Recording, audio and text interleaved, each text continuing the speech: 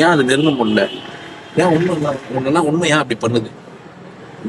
நீ பிறப்புலேயே நீ எங்க இருந்தேன்னா ரொம்ப காலமா நீ சொந்தத்துல வரத்தே இல்லை. நரகத்துக்கு எப்ப போனேன்னு எனக்கு தெரியாது. நரகத்திலேயே இருந்து பழகிட்ட. சொர்க்கம் உனக்கு காட்டி கொடுக்கப்படுது.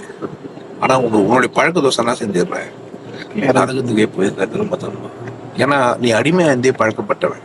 உனக்கு எவ்வளவு சுதந்திரம் கொடுத்தாலும் உன்னால என்ன செய்ய முடியல.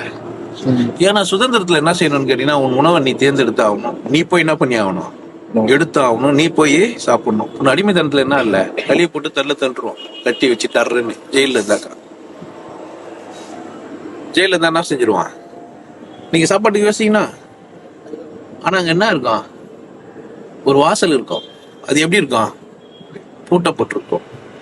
பாரு, நீ பூட்டப்பட்ட ஒரு வாசலுக்குள்ள இருக்க பாக்குறேன். நரகத்தின் வாசல்ன்றது நீ ஜெயில இருக்கிற வாசல் மாதிரி. ஆனா என்னெல்லாம் கிடைக்கும் உனக்கு, டைம் சோறு போட்டு தர்றன்னு தள்ளி விட்டுருவான் லைட்ல. ஏய் டக்கு டக்குன்ட்டு ஒண்ணுமே டாய்லெட்லாம் கட்டி வச்சிருப்பான். உன் குடிசை வீட்டுல அது இல்லாம கூட இருக்கலாம். நீ பிளாட்ஃபார்ம்ல காலையில இருந்து போக வேண்டியதா இருக்கலாம். ஆனா அங்க என்ன இருக்குது உனக்கு, மழைக்கு வெயிலுக்கு கவலை பண்ண நீ ஜெயில. பெரிய சூறாவளி காத்துக்களை நீ கவலை பண்ணா, சுனாமிக்கு நீ எதனா வேதனை பண்ணா, எதை பத்தி நீ என்ன பண்ணுவானா, அக்கறைப்பட வேண்டியது இல்லை.